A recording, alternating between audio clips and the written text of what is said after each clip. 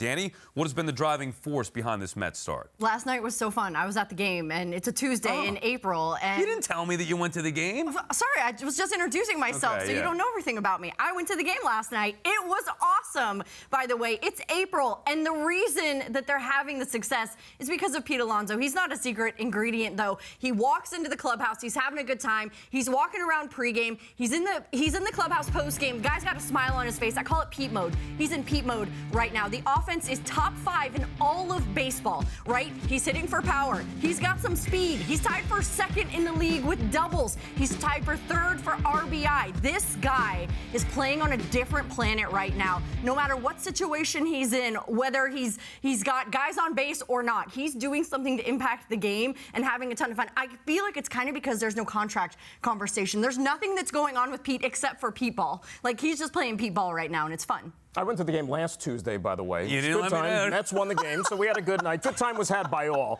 But no, I'm going to go to the starting pitching. And, I mean, it's obvious statistically when you're the #1 starting staff in all of Major League Baseball. I don't know how many of us saw this coming before the season started. When you look at the numbers, it's just downright unreal. I mean, they're basically a full run lower than the #2 team on that list. But look at the cast of characters here. You know, Clay Holmes, trying to make him a starting pitcher again. It's been so many years, and that's worked effectively. Griffin Canning, who was one of the least effective starting pitchers during his time with the Angels, and now what he's been able to do here. You look at Peterson continuing to take another step, Tyler McGill trusting his stuff, and Kodai Senga, a big bounce-back season for him so far. He was a big question mark coming into the season, guys, and you think about it. Sean Manaea, who was the de facto ace of this staff last year, still hasn't even thrown a pitch yet. I think life is good. I don't know who this guy is, but he makes a good point, because I was also going to talk about the starting pitching. I'll just leave now. He knows the Mets, I can tell you that. No, the starting, it's got to be the starting staff. It's up and down the whole staff. They don't have a weak link. David Peterson pitched last night. He pitched great. He's got the worst starting ERA. It's just about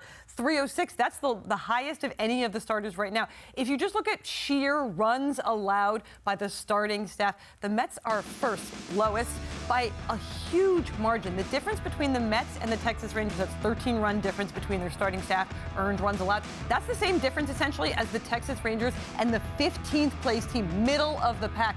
That speaks to the fact that it is not just like they're winning, they're giving their team a chance to win every single night, day in and day out. And you made a great point. Manaea hasn't even pitched yet. This starting staff could get better. And I know that, like, these are guys who maybe we didn't have this expectation for, and they don't necessarily have the track record to indicate that it'll keep going for forever. But these wins count. The position they're putting the team in right now, being in first place, all of these wins, the historic start to the season, that counts even if they start to allow a few more runs, even if somebody gets hurt, but then Manaea comes back, the lineup is working. This is a great spot for a team to be in at the end of April. It's been a little bit of everything for the Mets, which makes this that much more enjoyable.